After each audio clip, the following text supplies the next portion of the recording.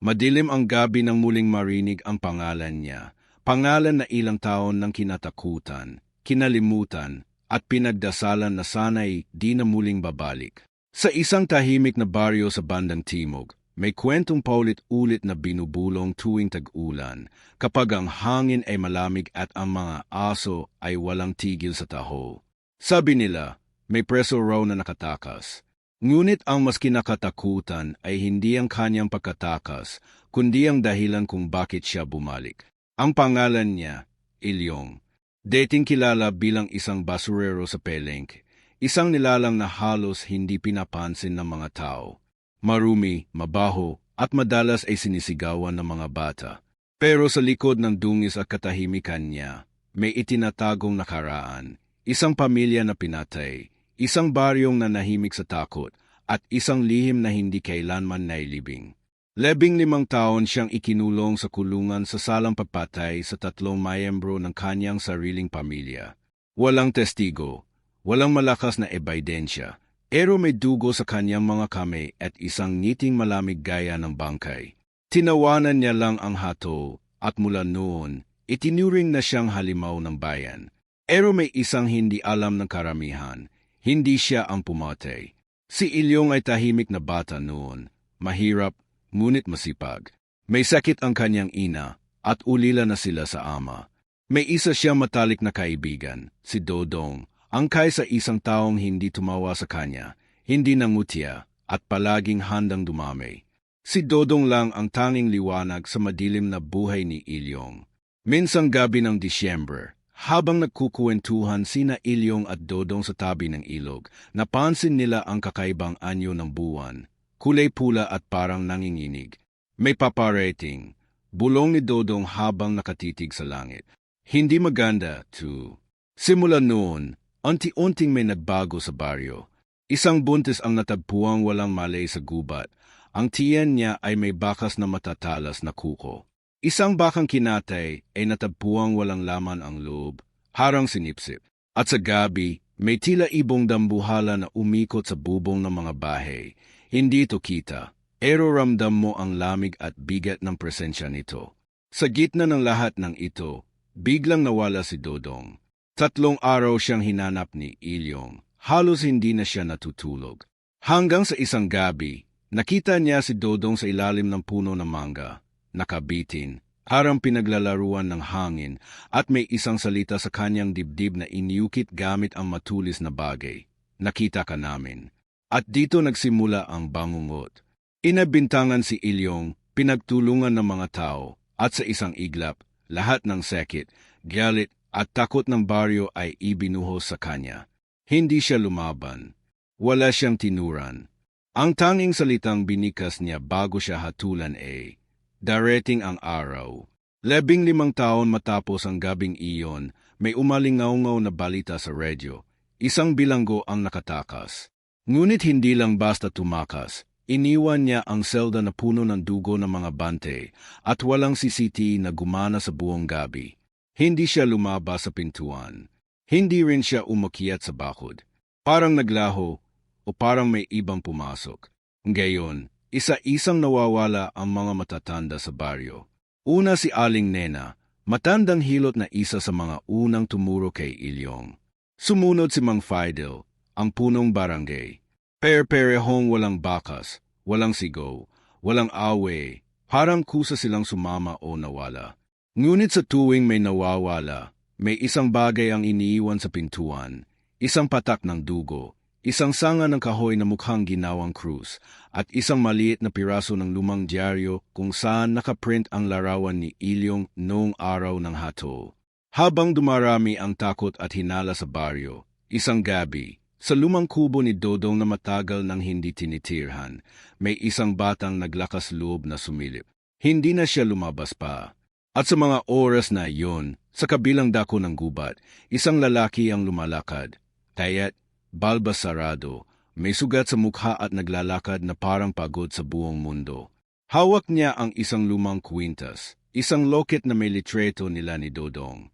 Nakatingin siya sa langit, malamig ang hangin, at may bulong sa paligid na hindi pangkaraniwan. Wala nang pwedeng magtago. Sa likod ng kanyang mga mata ay hindi galit, kundi lungkot. Isang kalungkutang matagal nang pinipigil, at ngayon tila hindi na niya kayang ikobli. Pero sa bawat hakbang niya, tila may mga nilalang sa dilim na umaatras, nanginginig, nagmamatiyag. Hindi na siya tao. Hindi na rin siya basta preso. At habang pinakikinggan niya ang bawat yabag, bawat huni ng hayop sa paligid, may tinig na nagmula sa kawalan. Handa ka na ba? Himinto si Ilyong. Ngumiti ng bahadya. At sa unang pagkakataon, tumingala siya sa pulang buwan, nang gayo'y parang mata ng halimaw sa langit. At sa gabing yon, may batang babae ang nagising sa sigaw ng kanyang lola. Pagbaba niya, wala na itong mali. Pero ang mas kinilabutan siya, dahil sa ilalim ng pintuan nila, may nakasingit na pepel. At doon nakasulat sa sulat kamay na duguan. May mga bagay talaga sa buhay na hindi mo malilimutan, kahit gaano mo pilit kalimutan. Gaya na malamig na kamay ng ina ni Ilyong noong huling beses niya itong yakap, habang hinihila ng mga pulis ang kanyang braso. Gaya ng tingin ng kanyang kapatid na babae bago ito natagpuang patay, walang meta, at punong-puno ng hiwa ang katawan. At higit sa lahat, gaya ng katahimikan ng buong baryo habang nilalakad niya ang daan patungo sa kulungan, walang umaangal, walang nagtanggol, at walang naniwalang hindi siya ang may gawa. Ang hindi alam ng lahat, may mga gabi noon na gumigising si Ilyong sa gitna ng sigaw ng kanyang ina, sigaw na hindi pangkaraniwan, para may sumisiksik sa kaluluwa niya. At sa tuwing susubukan niyang silipin ang kwarto nito, may malamig na hangin na pilit siyang itinutulak palayo. Hanggang gayon, hindi pa rin niya may paliwanag kung anong uri ng takot ang nadarama niya tuwing naalala niya yon. At minsan, napapaisip siya, baka hindi lang sakit ang dahilan kung bakit unti-unting nawala sa sarili ang kanyang ina.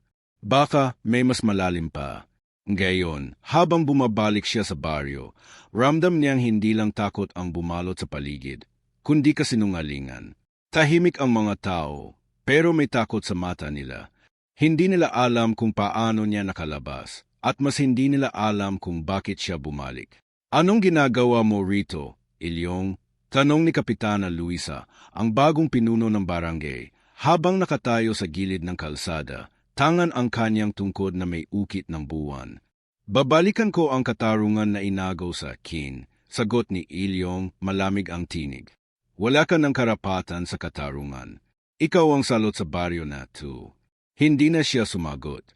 Dahil alam niyang ang totoo, ang salot ay hindi siya. Ang salot ay ang bagay na unti-unting pumapatay sa mga tao, ang bagay na minsan nang pumatay sa kanyang pamilya. At kung tama ang kutob niya, hindi pa tapos ang lahat. Isang gabi, habang nagpapahinga sa lumang kubo ni Dodong, may naramdaman siyang kakaiba. Bumigat ang hangin, umingay ang mga insekto, at sa sulok ng kanyang meta, may anino siyang namataan, mabilis, maliit, ngunit hindi tao. Sa unay akala niya ay guni-guni lang, hanggang sa may marinig siyang boses sa likod ng mga dahon. Hindi ka nag-iisa. Lumabas ang isang matandang lalaki. Puti ang buhok, sunog ang balet, at may mata na parang tubig, malinaw ngunit walang kabuhay-buhay. Isa siyang albularyo, at kilala sa ibang baryo bilang si Mang Marius. Pero ayon sa mga matatanda, hindi lang basta manggadamot si Mang Marius. Isa raw siyang tagapangalaga ng mga sinaunang lihim, tagabante ng hangganan ng mundo ng tao at engkanto. Matagal kitang hininte, Ilyong, aniya, habang inilalabas ang isang lumang sisidlan mula sa kanyang bayong. Bakit ako? Tanong ni Ilyong, bakas ang pangamba at galit. Hindi ako bayani. Isa akong preso. Tama ka, isa kang preso ng nakaraan. Pero hindi mo kasalanan ang lahat. Ikaw ay anak ng isang tagapasan ng sumpa. Naniga si Ilyong. Inyong lahi, sa tuwing may nilalang na lalabag sa batas ng dilim, kayo ang siyang tinatamaan. Ang nanay mo, siya ang huling tagapasan. Kinarga niya ang kasalanan ng isang aswang na hindi niya kayang labanan, isang dating mahal niya. Ang ama ko, tanong ni Ilyong, halos hindi makahinga. Tumango si Mang Marius. Hindi tao ang ama mo. Isa siyang nilalang na itinakwil sa kanyang mundo, isang puno ng lahing aswang. At ikaw, kalahating tao, kalahating halimaw. Napaupo si Ilyong, parang gumuho ang mundo niya. Ilang taon siyang pinagdusahan ang kasalanan ng iba. At ngayon, saka lang niya nalaman ang buong kwento, na siya mismo ang bunga ng isang sumpa. Inabot ni Mang Marius ang lumang sisidlan. Sa loob nito, may mutiang kumikislap, kulay baghaw, tila may liwanag na galing sa loob. Ito ang mutya ng aninag. Galing ito sa puso ng isang diwata na ginapos at ginamit ng mga aswang sa panahon ng dilim. Tanging anak ng dugo ng dilim at liwanag ang makakagamit nito. Bakit ako? Ayoko ng ganito. Ayokong maging bahagi ng kung anong laban o kwento. Pero pinili ka na, sagot ni Mang Marius. At habang tumatanggi ka, isa-isang mamamatay ang mga tao. Hindi mo na mabubura ang dugo sa kamay mo, pero maaari mong itama ang pagkakamali ng iyong angkan. Sa gitna ng gabi, habang pinagmamasdan ni Ilyong ang mutya sa kanyang palad, naramdaman niya ang bigat ng responsibilidad. Pero mas mabigat ang galit. Galit sa ama niyang hindi niya kailanman nakilala, galit sa mga taong tumalikod sa kanya, at galit sa sarili, na hindi man lang nakapagsalita noon para ipagtanggol ang kanyang ina. Kinabukasan, habang naglalakad siya patungong gubat kung saan matatagpuan ang sagradong kuweba ng mga tagapagbante, may narinig siyang malakas na huni ng uwak. Pagtalikod niya, may batang babae na nakatayo sa likod niya, nakangiti, maputla, at may pulang mata. Hinahanap ka na ng ama. Bulong ng bata bago ito nawala sa ulap ng itim na alikabok. Nabitiwan ni Ilyong ang mutya, ngunit agad itong lumutang pabalik sa kanyang palad. Hindi na ito basta misyon. Isa na itong digmaan. Habang nilalakaran ni Ilyong ang masukal na daan papuntang kuweba ng mga tagapagbante, ramdam niya ang bigat ng bawat hakbang. Hindi lang dahil sa pagod, kundi dahil sa bigat ng katotohanang pilit niyang nilulunok. Anak siya ng isang nilalang na kinamumuhian ng buong bayan. Lahi siya ng dilim. Isinumpa. Tinakwil. Kahit anong gawin niya, tila ba hindi siya kailanman magiging sapat para sa mundong ayaw sa kanya. Tahimik ang paligid, pero ang isip niya ay puno ng sigaw. Sigaw ng pagkabata, nang minsang pinagtulungan siya ng mga bata at sinabihan siyang anak ng halimaw. Sigaw ng ina niya, nang minsang pinilit nitong wag na siyang bumalik sa gubat. Sigaw ni Dodong, noong huli silang magkausap, bago ito nawala at natagpuang patay. At sigaw ng puso niya, na hindi pa rin matanggap kung bakit tila siya palaging nag-iisa sa bawat yugto ng buhay niya. Kung hindi ko to pipigilan, sino pa? Bulong niya sa sarili. Pero kung ako ang dahilan ng sumpa, may karapatan pa ba akong lumaban para sa mga taong isinumpa rin ako? Mula sa likod ng mga punong kahoy, may dumaan na aninong mabilis. Tumigil si Ilyong, himawak sa mutya sa kanyang palad. Kumikislap ito, pero hindi mainit. Para itong humihinga. May mga yabag sa paligid. Maliliit sa una, pero papalapit ng papalapit. Hanggang sa bigla na lang siyang sinalakay ng mga nilalang na tila hugis tao, pero walang mukha. Parang usok na may laman. Parang bangungot na may katawan. Tinakbo niya ang daan pabalik sa kubo ni Mang Marius. Habang nagtatakbo, nararamdaman niyang hindi basta hangin ang dumadaan sa batok niya. May humahabol. May sumusutsot. Sa bawat pagliko niya, naroon ito. Sa bawat paghinga niya, parang may kasabay. Hanggang sa maramdaman niyang may kamay na humawak sa balikat niya, malamig, parang yelo, at biglang hinigop ang alaala niya. Sandali siyang nawalan ng malay. Nang magising siya, nasa loob na siya ng isang kuweba, malawak, madilim, at may mga ukit sa pader na hindi niya maintindihan. Nasa harap niya si Mang Marius, tahimik lang na nakaupo habang pinagmamasdan siya. Mga alagad ng dilim yun, sabi ni Mang Marius. Sila ang mga mata ng halimaw na darating. Hindi sila pumete, gusto ka lang nilang subukan. Napayo ko si Ilyong. Bakit ako palaging sinusubok? Hindi pa ba sapat yung pinagdaanan ko? Dahil sa puso mo, Ilyong, nandoon ang dalawang mundo, isa ng tao at isa ng nilalang. At ang naglalaban ay hindi lang ang dilim at liwanag, kundi ang sarili mo. Muling inabot ni Mang Marius ang mutya, at sa pagkakataong ito, pumasok sa katawan ni Ilyong ang liwanag nito. Para siyang nilamon ng apoy, pero hindi masakit. Mainit na parang yakap na matagal mo nang hinahanap. Sa isang iglap, nakita niya ang mga alaala ng ina niya, kung paano ito lumaban sa aswang na ama niya, kung paanong isinakripisyo nito ang sarili para itago siya, kung paanong pinasan nito ang sumpa para hindi na ito mapasa sa anak. Doon siya tuluyang nanghina. Napaluha siya. Umiyak siyang parang batang walang nadaramang tapang. Patawad, inay, bulong niya. Hindi ko alam kung kakayanin ko. Lumapit si Mang Marius, inilagay ang kamay sa balikat ni Ilyong. Hindi mo kailangang kayanin mag-isa. Ngunit kahit na may liwanag na sa puso niya, hindi pa rin nawala ang tekot.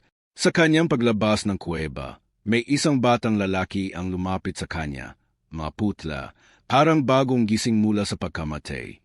Nagtaka siya, pero hindi niya ito inalisan ng tingin. Ako si Luno, wika ng bata. Ako ang ginawang alay ng halimaw na humalili sa ama mo. Ako ang naging saksi. Lumamig ang paligid. Tumigil ang mga dehon sa paggalaw. At sa bawat salitang binibigkas ng bata, tila may namamatay na oras. Hindi siya basta aswang.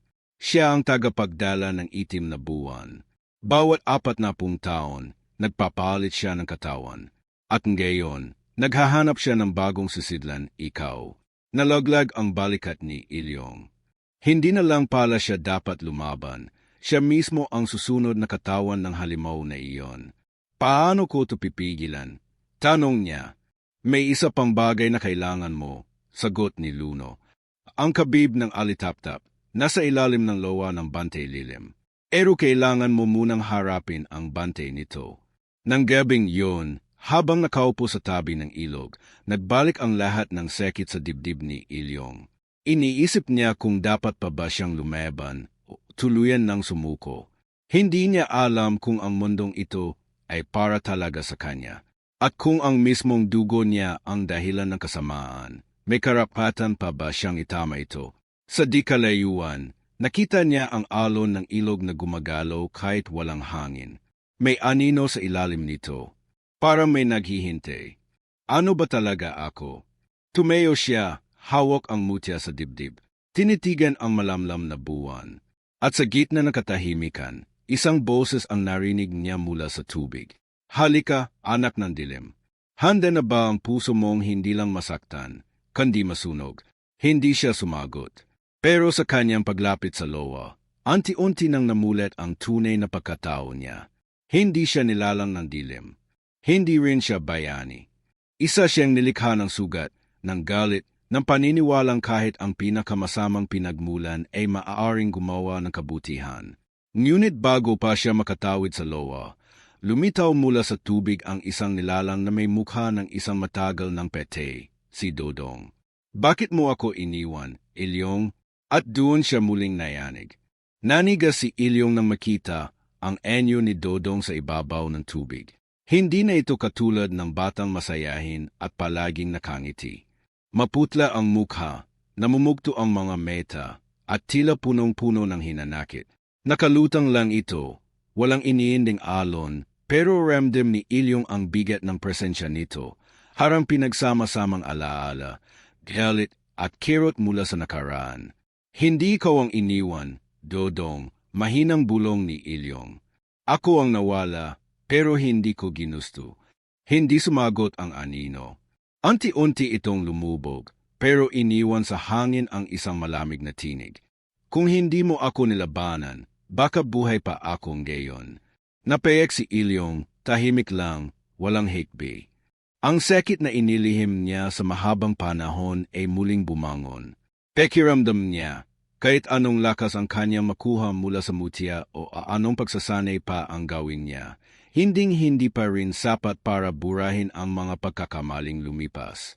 Nang gabing iyon, bumalik siya kay Mang Marius na halatang nag-aabang sa kanya.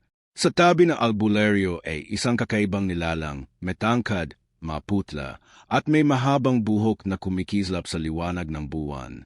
Isang diwata, si Deng Iluma, ang tagabante ng lowa ng bantay lilim. Kilala kita, anak ng sumpa, malamig ngunit mahinahon ang boses ng diwata. At kilala rin kita bilang anak ng pag-asa. May apoy sa loob mo na hindi mo pa naunawaan. Ngunit ang apoy, kung hindi mo babantayan, pwedeng maging apoy ng pagkawasak. Tumango si Ilyong. Tahimik lang siyang lumuhod at tinanggap ang kabib mula sa diwata. Maliit lang ito, ngunit kumikislap ng baghaw at tila himihinga. Naroon ang kapangyarihang kailangan niya para harapin ang kinatatakutang nilalang na nagkukobli sa dilim. Ngunit kahit nasa harap na niya ang lahat ng kailangan, may bahagi pa rin ng puso niya ang nagdadalawang isip. Ano kung matalo ko man siya? Ano kung mailigtas ko ang baryo? Hindi na rin naman ako matatanggap ng mga tao. Isa pa rin akong anak ng aswang. Sumabat si Mang Marius, hindi ka lumalaban para sa pagtanggap nila. Lumalaban ka para hindi na maulit ang kasalanang bumura sa pamilya mo. Sa mga sumunod na araw, nagsimula silang maghanda. Sa tulong ni Daeng Iluma at Mang Marius, tinuruan si Ilyong ng mga sinaunang dasal, mga ritual ng protection, at paraan ng paghawak sa kapangyarihang nasa loob ng mutya. Ngunit hindi ito madali. Sa bawat pagsubok, lumalabas ang kanyang galit. Sa bawat dasal, bumabalik ang alaala ng paninira sa kanya. Sa bawat pagbitiw ng lakas, para bang may boses na bumubulong sa kanya. Mas madali kung sasama ka sa dilim. Sa isang pagsasanay, muntik niyang masunog ang mga dehon sa paligid. Nawalan siya ng kontrol sa apoy ng mutya. At kung hindi siya napigilan ni Iluma, baka nasaktan pa niya si Mang Marius. Natigilan siya sa sarili. Kinilabutan. Hindi ako sigurado kung para talaga ako rito. Anya, habol ang hininga. Ang tunay na lakas, sagot ng diwata, ay hindi ang walang tekot, kundi yung marunong matakot, pero patuloy pa ring lumalaban. Habang sila'y abala sa pagsasanay, dumarami rin ang senyales ng paparating na panganib. Sa baryo, may mga hayop na natatagpuang wala ng dugo. May mga batang nagigising na umiyak, nagsasabing may lalaki sa kisem na nakatingin sa kanila. At sa gabi, lumalakas ang amoy ng nabubulok na laman, kahit walang bangkay na matatagpuan. Si Kapitana Luisa mismo ang pumunta kina Mang Marius. Sa unang pagkakataon, himingi siya ng tulong. May tinig sa simbahan tuwing hating gabi. Nanginginig niyang kwento. Sinasabi nitong, huli na kayo. Sinamahan ni Ilyong ang kapitana sa simbahan. Doon, sa ilalim ng lumang altar, natagpuan nila ang isang simbolo na inukit sa sahig, hugis meta, at sa gitna nito'y may dugo. Hindi sariwa. Hindi rin tuway. Para bang buhay ang dugo, at gumagalaw pa sa liwanag ng kandila. Simbolo ng paghahatid, bulong ni Mang Marius. Ang hadyet ng pagdating na tagapagpalit, ang halimaw na naghahanap ng bagong katawan. Kinagabihan, habang nagpapahinga si Ilyong sa ilalim ng puno ng belete, may narinig siyang iyak ng sanggol. Ngunit nang tumingin siya, wala namang bata. Sa halip may isang babae, hubad, mahaba ang buhok, at nakalutang sa air. Walang mukha, walang laman ang meta. Lumapit ito ng dahan-dahan. Kukunin ka na niya, sabay biglang nawala sa hangin. Tumakbo si Ilyong pabalik sa kubo. Nanginginig, parang nilamig ang kaluluwa niya. Niyakap niya ang mutya sa dibdib. Pilit na iniintindi ang boses na narinig niya kanina. Hindi niya alam kung babala ito o panunukso. Kinabukasan, dumating si Luno, muling nagpakita ang kaluluwang batang saksi. Malapit na siyang bumangon, sabi nito, at kapag nagising siya sa ilalim ng bandok, dadalhin niya ang gabi na hindi na matatapos. Nagtinginan sina Mang Marius at Daeng Iluma. Hindi pa sapat ang lakas mo, Ilyong, wika ni Iluma. Pero wala na tayong oras. Anong ibig mong sabihin?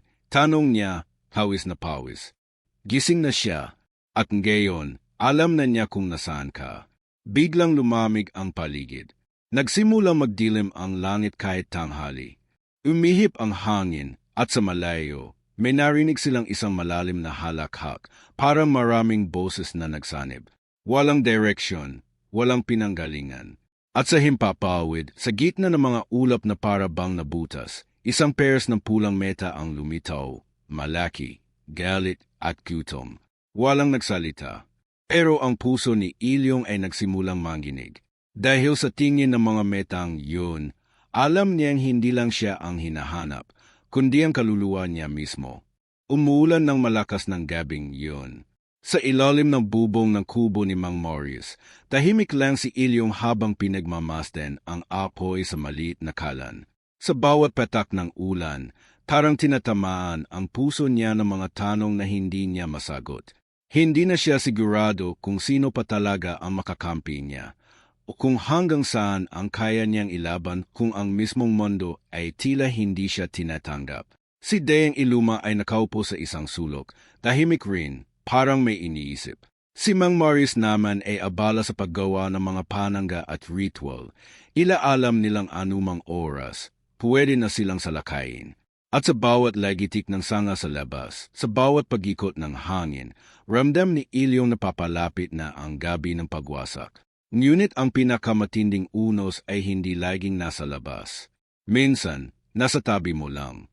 Ilyong, sabi ni Daeng Iluma, hindi tumitingin. May kailangan kang malaman. Isang bagay na matagal naming itinago. Napalingon siya. Ano? Napetingin si Mang Marius sa diwata. Halatang ayaw nitong marinig ang susunod na sasabihin, pero huli na ang lahat. Ang dahilan kung bakit nabuhay ang tagapagpalit ay dahil sa iyo. Nanleki ang meta ni Ilyong. Anong ibig mong sabihin? Bago ka ipanganak, nilabanan ng iyong ina ang ama mong aswang. Ngunit sa halip na patayin ito, piniling ilihim ang katotohanan sa lahat. Ginamit niya ang isang sinaunang ritual upang itogo ang espiritu ng tagapagpalit sa loob ng sanggol na nasa sinapupunan niya. Sa'yo, Ilyong, tumigil ang mundo niya. Ako, pabulong niyang nasambit. Ako ang naging sisidlan niya noon pa. Tumango si Iluma at doon na napaupo si Ilyong. Ara siyang nilamon ng lupa. Lahat ng sekit, galit at takot ay naghalo sa puso niya. Hindi lang pala siya anak ng halimaw, kundi siya mismo ang naging kulungan ng pinakamalupit na nilalang sa dilim. Bakit di niyo sinabi agad? Sigaw niya, puno ng luha ang meta.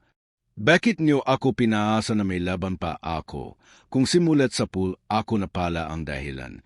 Tumeo si Mang Marius. Dahil naniniwala kaming may mabuti sa iyo.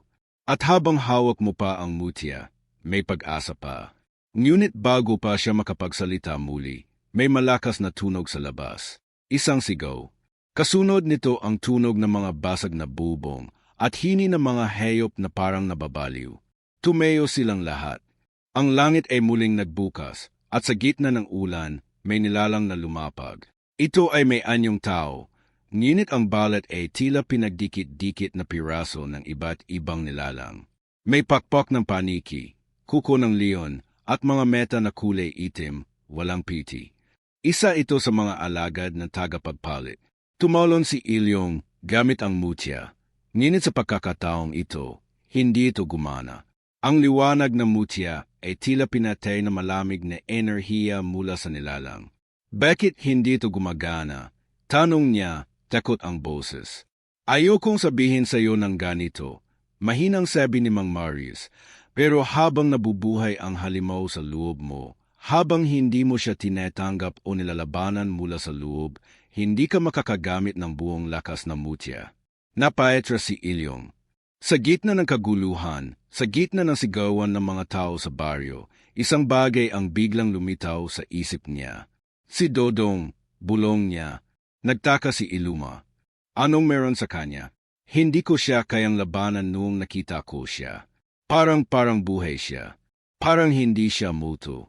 Parang hindi lang alaala. Biglang nanlamig ang paligid. At mula sa dilim ng kagubatan, may lumabas na pamilyar na anyo. Si Dodong.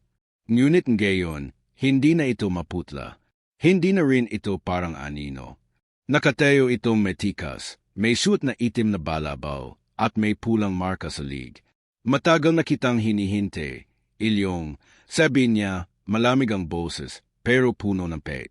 Ako ang bagong tagapagpalit. Gumuho ang mundo ni Ilyong. Hindi niya alam kung anong mas masakit, ang malaman na nilinlang siya ng buong buhay niya, o ang makitang ang tanging kaibigan niyang minahal at pinanghawakan ay siya palang tunay na kalaban. Ako ang pinili niya, hindi ikaw, dugtong ni Dodong. At alam mo kung bakit. Dahil habang lumalaban ka sa sarili mong kadiliman, ako, niyakap ko na to. Tinanggap ko ang sakit. Tinanggap ko ang galit. Tinanggap ko ang katotohanan na tayo mga tinakwil, tayo mga iniwan ay walang lugar sa mundong to. Kaya kami ang gagawa ng bagong mundo. Hindi makagalaw si Ilyong. Gusto niyang sumigaw. Gusto niyang lumaban. Pero ang puso niya ay para bang pininit sa gitna. Si Dodong, ang alaala ng kabataan, ng tanging kaibigang naniwala sa kanya, ay wala na. Inalitan na ito ng halimaw na niyakap ang dilim. Lumapit si Dodong. Wala ka nang magagawa. Dahil kahit patayin mo ako, ikaw pa rin ang magiging susunod. Dahil ikaw ang huling sisidlan. At kapag naubos ang katawan kong tumawa siya, mabagal at mapanukso. Ikaw ang susunod kong titirhan. Biglang napaluhod si Ilyong. Hindi dahil sa sakit, kundi sa bigat ng lahat ng nalaman niya.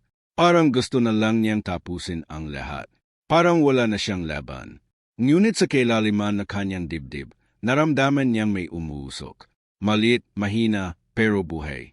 Isang apoy na deity ng umapoy. At sa gitna ng kawalan, sa gitna ng sakit, isang tinig ang bumulong sa kanya, tinig ng kanyang ina. Anak, hindi ka isinumpa. Ikaw ang panimula. At doon siya muling tumayo. Ngunit bago pa siya makapagsalita, biglang bumalot ang dilim sa buong paligid. Nawalan ng ulirat si Ilyong. Bumagsak ang katawan niya. At sa huling iglap, bago siya tuluyang mawalan ng malay, nakita niyang ngumiti si Dodong habang lumalakad palayo.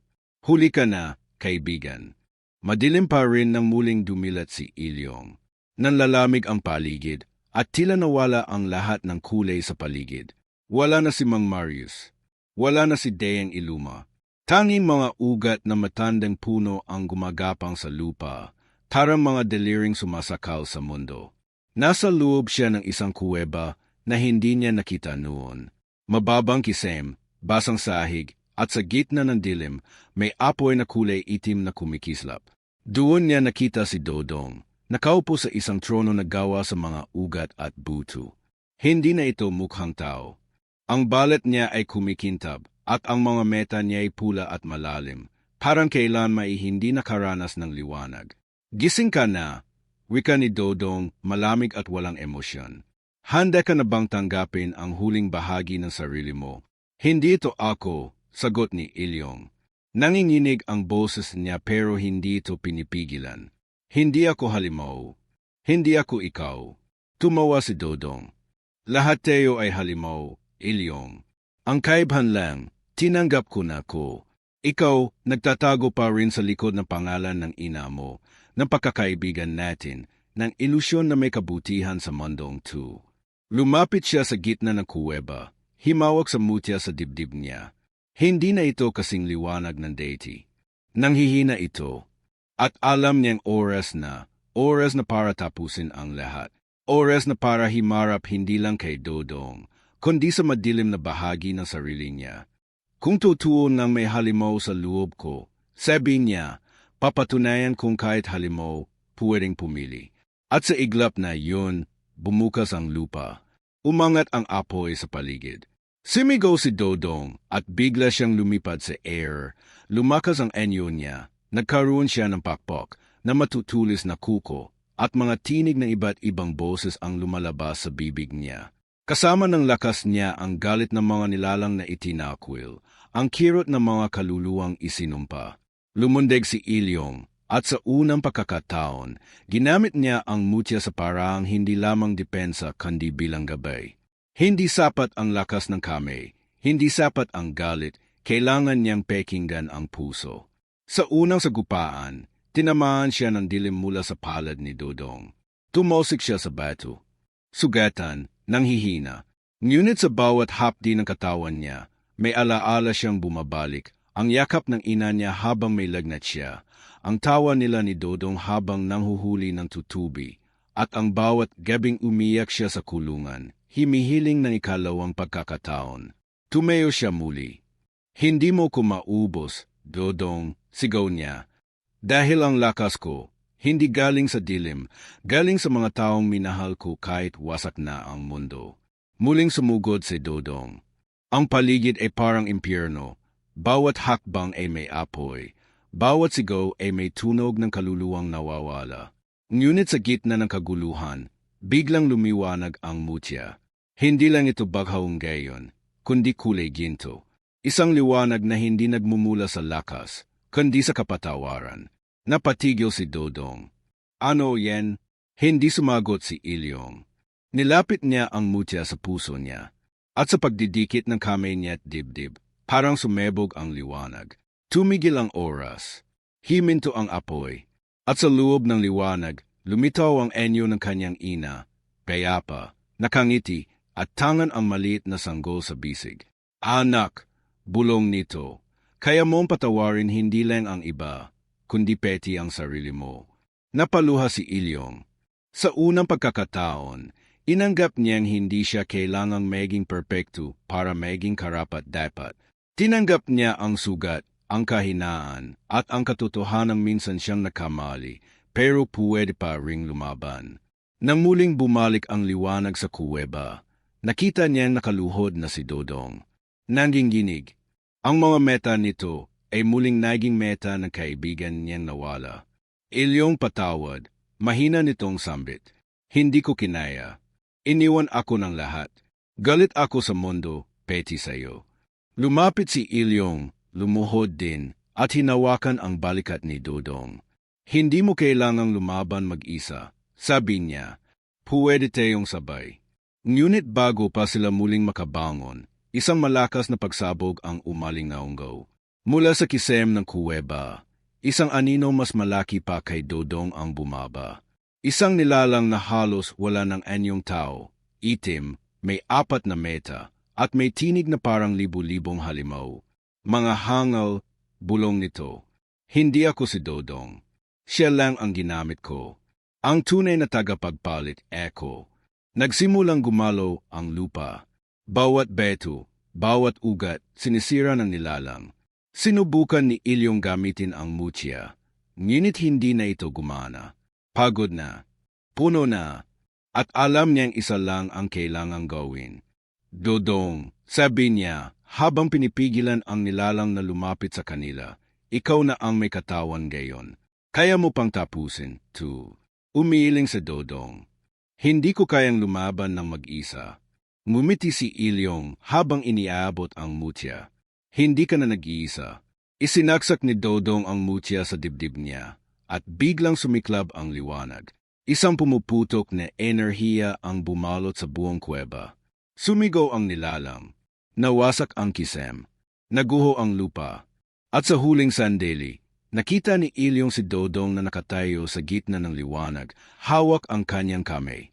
Salamat, kaibigan, sabi nito, at lahat ay naging puti. Ilang araw ang lumipas. Natagpuan ng mga taga-baryo si Ilyong sa paanan ng bandok, hindi na sugaitan, ngunit tahimik. Walang sumunod na salot, walang sunod na atik. Ang mga panaginip ng mga bata ay naging payapa. Ngunit isang gabi, habang mag-isang naglalakad si Ilyong sa tabing ilog, may narinig siyang boses sa hangin. Hindi pa tayo tapos. Paglingon niya, walang tao.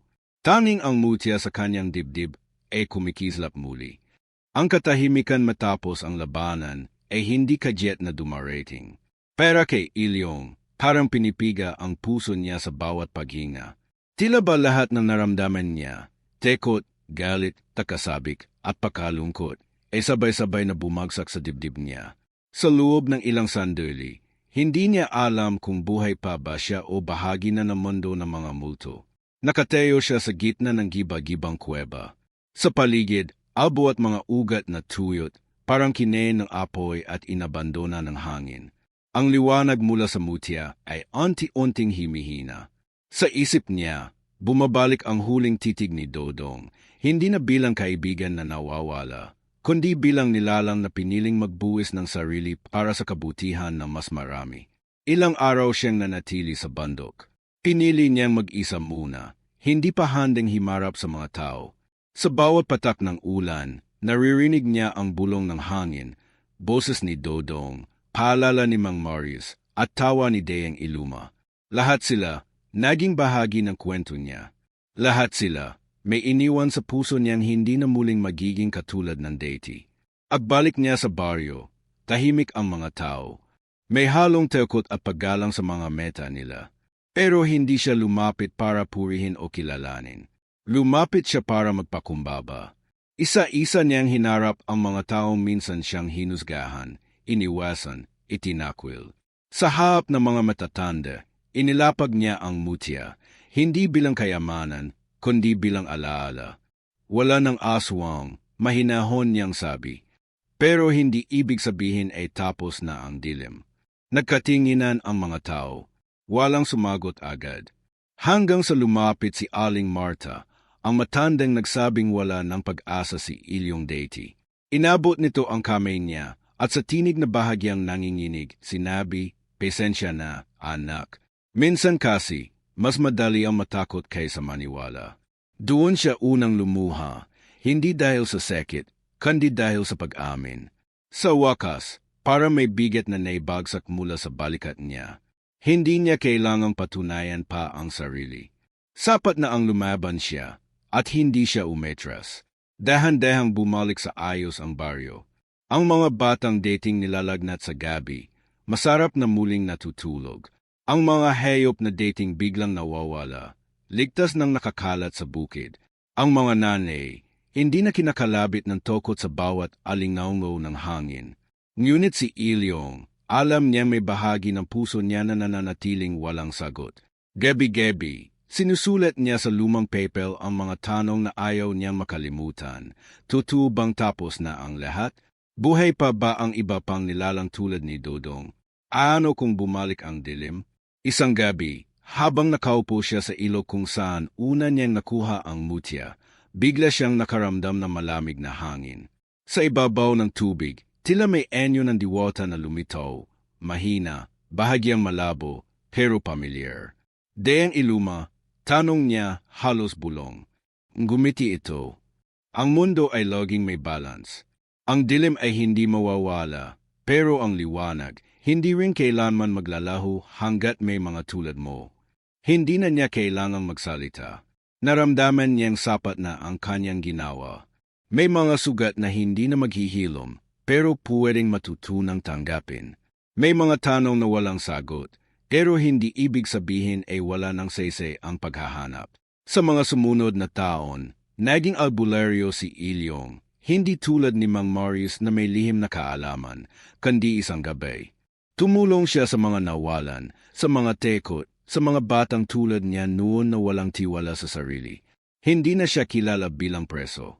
Kilala na siya bilang tagapagtanggol ng baryo, hindi perpekto, pero totoo. Isang gabi, may batang babae na lumapit sa kanya habang binabantayan niya ang mga bituin. Kuwento mo ulit, yung tungkol sa aswang. Wika nito, bit-bit ang isang maliit na kandila.